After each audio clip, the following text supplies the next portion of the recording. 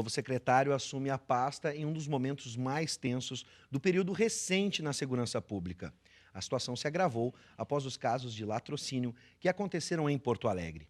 Entre eles, a morte de uma médica no meio do trânsito da Avenida Sertório, o porteiro que teve a moto levada no bairro Cristal e a mãe que esperava o filho em frente ao Colégio Dom Bosco. No início dessa semana, uma facção criminosa ainda impediu que um preso deixasse o presídio para uma audiência. A violência é o assunto do quadro Direito em Pauta desta semana. Pode rodar a vinheta.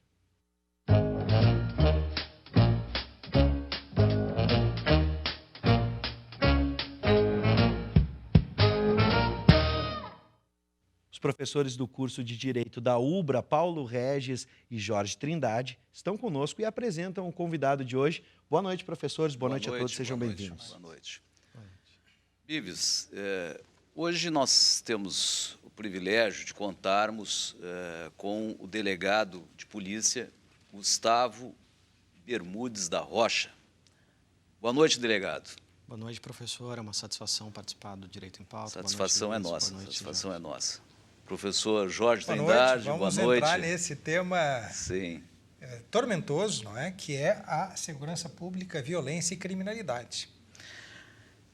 Bives, por favor, professor. Nós temos um aspecto que precisa ser muito bem observado. O autor do latrocínio da mãe, chamada Cristine Fonseca Fagundes, ele já havia cometido assalto a um motorista usando um garfo de cozinha em Porto Alegre. O jovem ainda cometeu vários crimes, um perigoso indivíduo à sociedade. Mas ele foi beneficiado com a progressão para o regime semiaberto e transferido para a penitenciária agrícola de Charqueadas. Não aconteceu outro fato a não ser fuga. Fugiu da colônia penal agrícola, apresentou péssima conduta carcerária, foi recolhido à penitenciária estadual do Jacuí e, em maio, foi favorecido com a comutação de penas por decreto presidencial, tendo sido solto.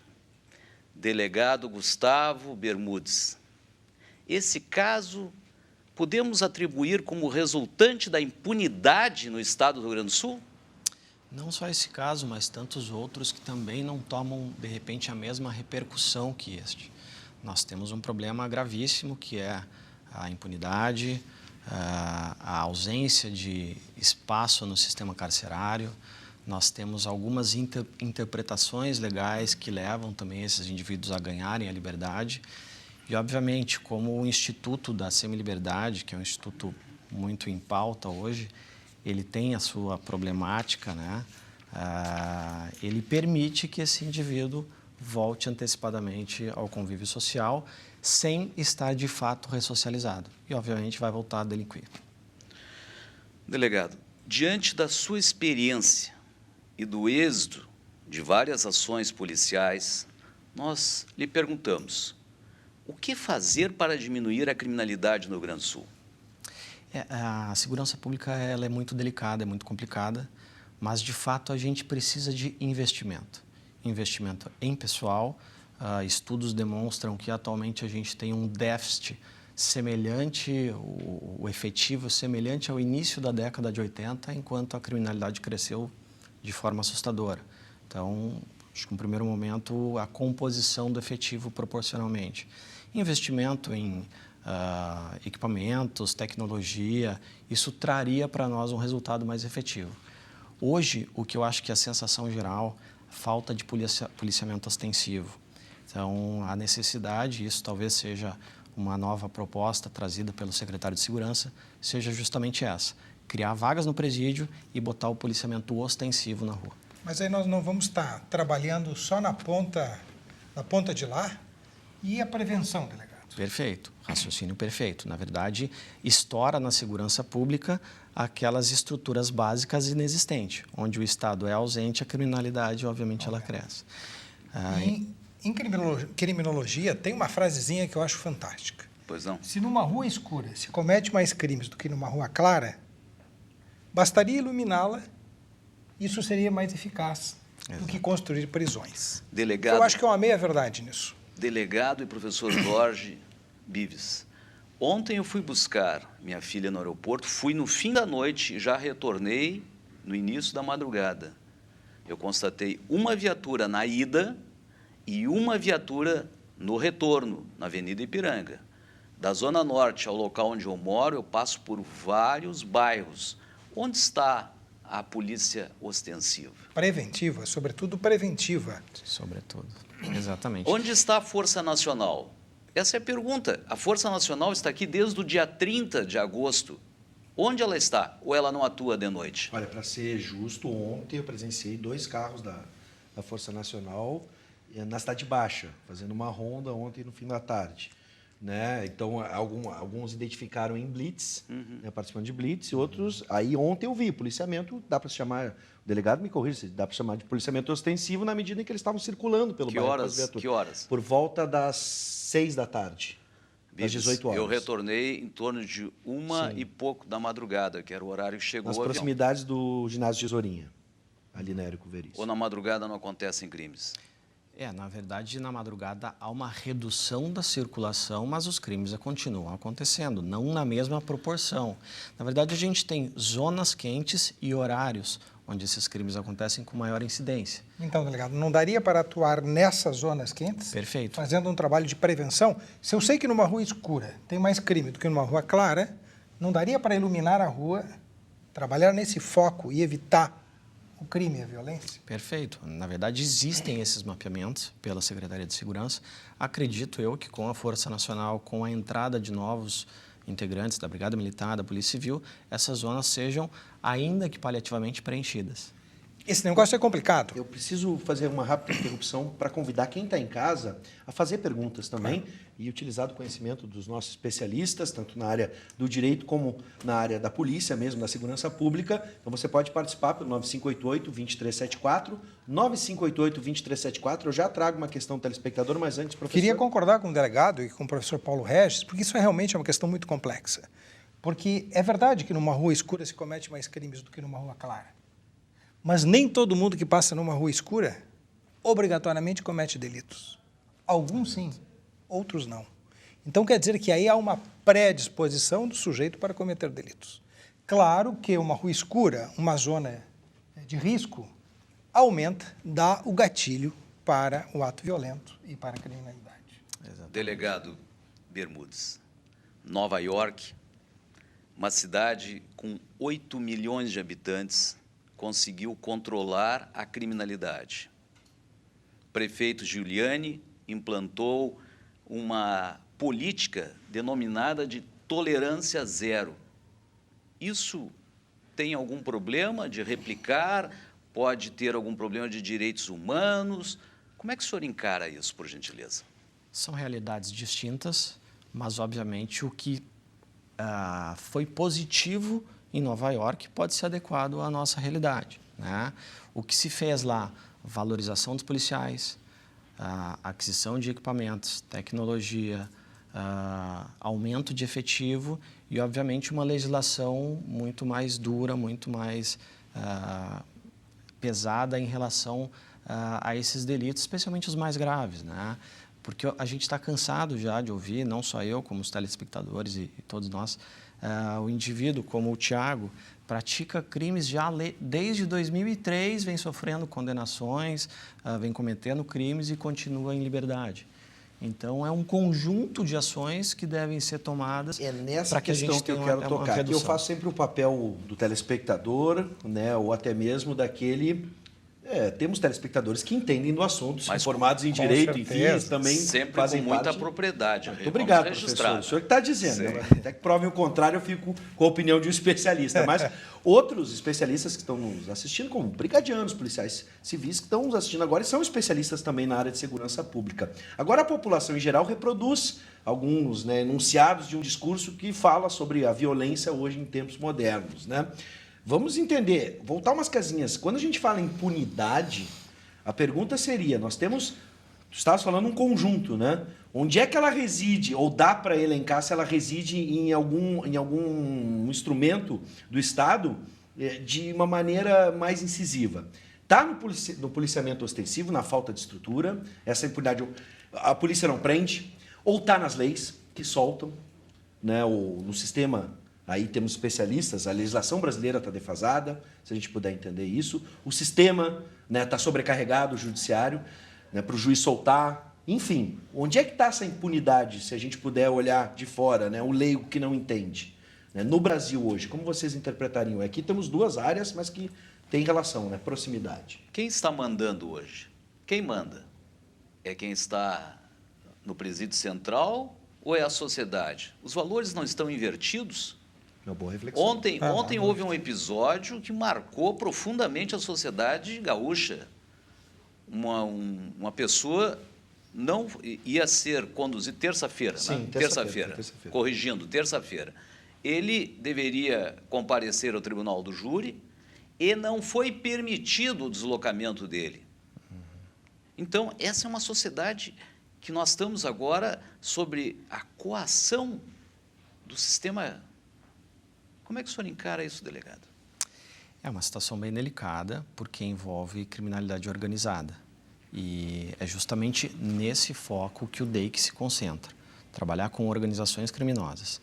Seja elas voltadas ao roubo de veículos, seja elas voltadas ao roubo a banco, até porque hoje em dia há uma transitoriedade por todos esses canais, né? Então, o nosso foco é justamente combater esses delitos. Só que qual é o grande... Eu acho que eu vejo o grande problema disso. A certeza no delinquente de que, se ele for para o central ou para qualquer outro presídio, ele vai passar alguns dias, alguns meses e vai voltar para a rua.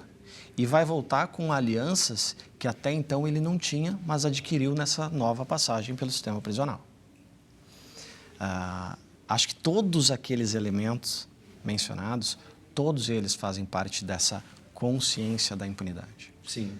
Então, nós estamos falando da falência total da pena como um instrumento de ressocialização. Verdade. Se a pena é feita para que o sujeito seja reintegrado na sociedade e ele é reintegrado nessas condições, quer dizer, ele sai de um sistema penitenciário, carcerário, já com dívidas com o crime, então isso gera uma roda, não é? Onde a causa é efeito, o efeito é causa. Sim. E nós vamos parar num grau de violência tal que nós temos hoje 30 homicídios no final de semana passado. Sim. Isso, pela Organização Mundial da Saúde, é número compatível com o estado de guerra civil.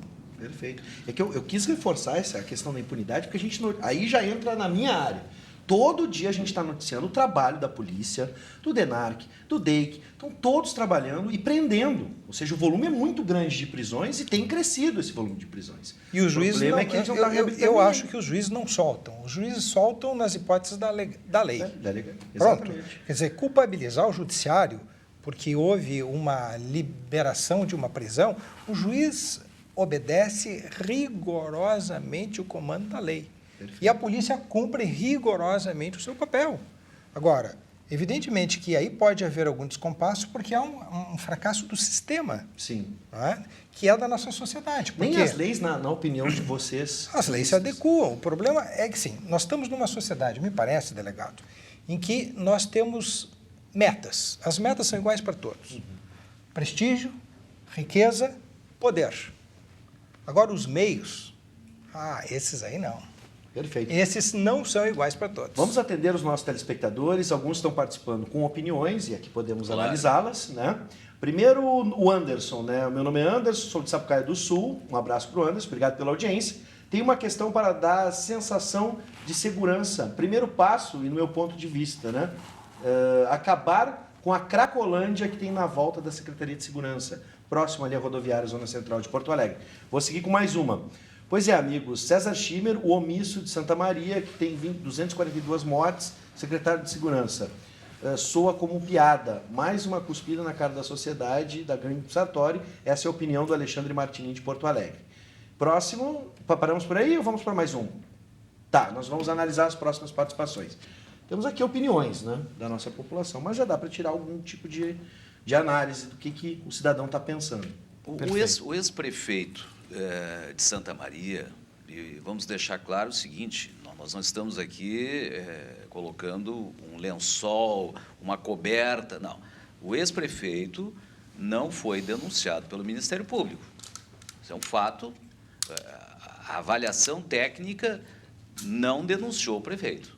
Então, nós não podemos sobrepor uma situação de avaliação técnica, por essa razão. Ocorreu o evento, foi muito grave, aliás, foi objeto do nosso debate aqui num programa anterior, mas eu entendo, e aí entendo a preocupação do telespectador, mas é um aspecto técnico, nós temos que avaliá-lo juridicamente. Juridicamente, ele não foi objeto de denúncia pelo Ministério Público, prefeito, que hoje é secretário de Estado da Segurança. Perfeita a observação. Bom, em cima dessas opiniões do cidadão, dá para ver que ele está sem esperança, ele não consegue achar a luz no fim. O problema da droga, esse sim, eu acho que é muito grave. Por quê? Porque a droga também é uma epidemia. E, em segundo lugar, a droga altera o comportamento do sujeito em todos os parâmetros. Sim. A polícia pode ter uma certa previsibilidade da conduta de um delinquente. O magistrado tem uma previsibilidade, o Ministério Público, de uma determinada conduta. Entrou a droga, meu amigo, nós não sabemos mais nada. Tudo é possível.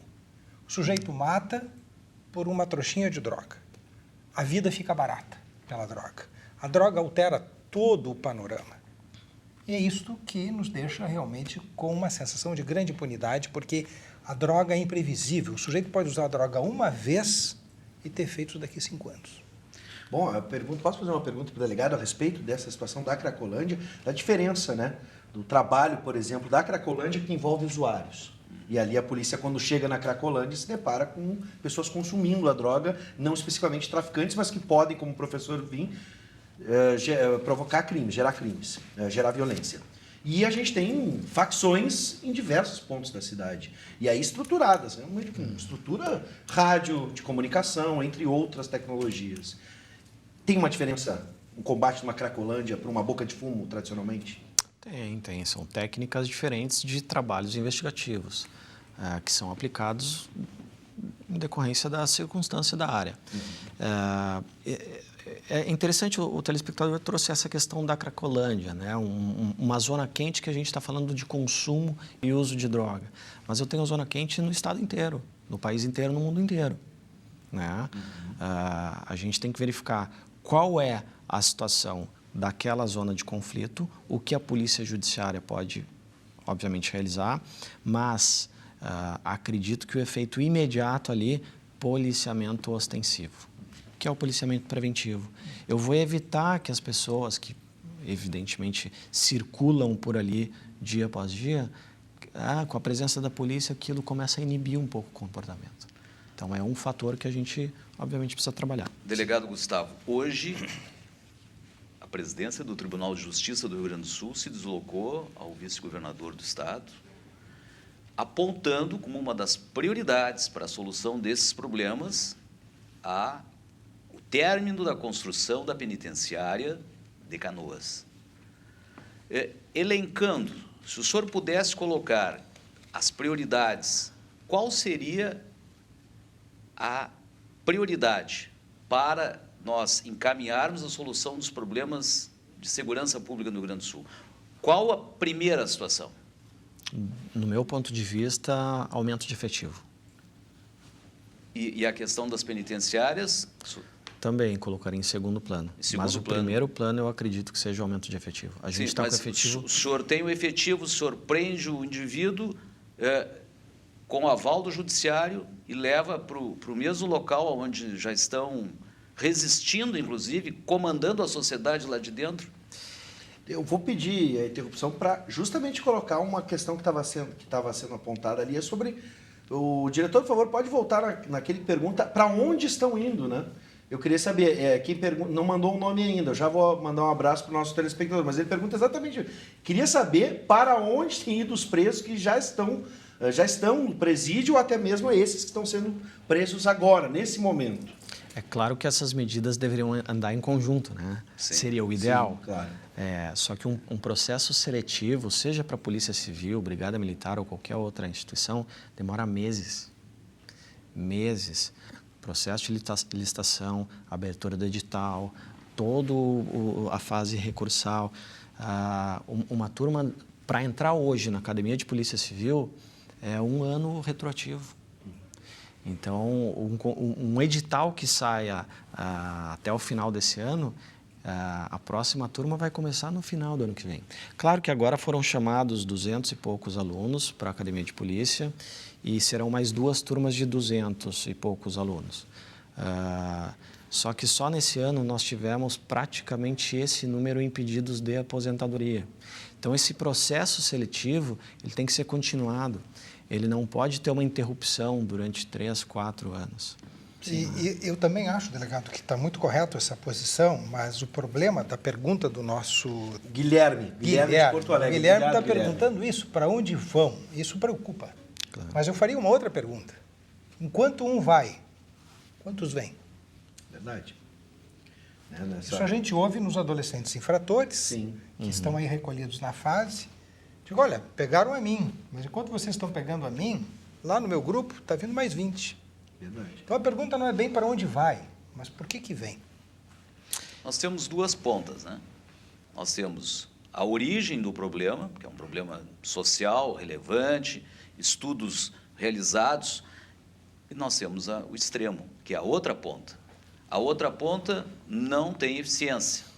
E não é de hoje, diga-se de passagem. Isso é um problema crônico no Rio Grande do Sul que vem se arrastando. Então, nós estamos vivendo uma situação que é uma situação crítica, Bibs. As pessoas saem de casa, não sei se elas estão se despedindo pela última vez. Sim. Bom, vamos para os... Vamos. Finalmente. Eu gostaria de propor, óbvio que nós vamos apontar uma solução imediata, mas gostei da posição do delegado que afirma, no primeiro momento, que temos que reforçar primeiro, né, a primeira medida tem que ser essa, reforçar o policiamento, aumentar o quadro. Né? Preventivo. O policiamento ostensivo e preventivo. Né, e depois, na sequência, trabalhar. Sim. Mas dá para a gente entender que, finalmente, eu quero apontar algo positivo da nossa conversa que possa dar uma esperança. Acho que a gente está chegando perto de entender que o problema da segurança pública tem as questões de longo prazo, né? Toda a estrutura da sociedade de forma preventiva para evitar que a criminalidade chegue, mas também as ações de curto prazo, imediatas, para evitar a violência. Finalmente, a gente pode entender a combinação das duas, ou pelo menos as pessoas estão se dando conta a partir disso. Vocês concordam comigo? Sem dúvida. Eu acho que chegou à tona dizer assim, não adianta só botar policiamento e a gente não trabalhar a sociedade como um todo. O senhor concorda, delegado? Concordo. Na verdade, o que sobra para a segurança pública é o rescaldo de tudo aquilo que não foi trabalhado antes. Sim. Né? Educação, família, que hoje está extremamente degradada. Né? O professor Paulo Regis falava, valores, a inversão total de valores. Bom, vamos agradecer, claro, vamos agradecer, delegado. Imensamente. Ficamos com um crédito, se o senhor assim nos permitir, para uma outra oportunidade, voltarmos a debater esse tema. Lamentavelmente, o nosso tempo é muito pequeno, mas eu acho que o Bibs sintetizou bem. Agradecer também ao professor Jorge, e na semana que vem ele falou sobre drogas. Na semana que vem queremos lhe ouvir.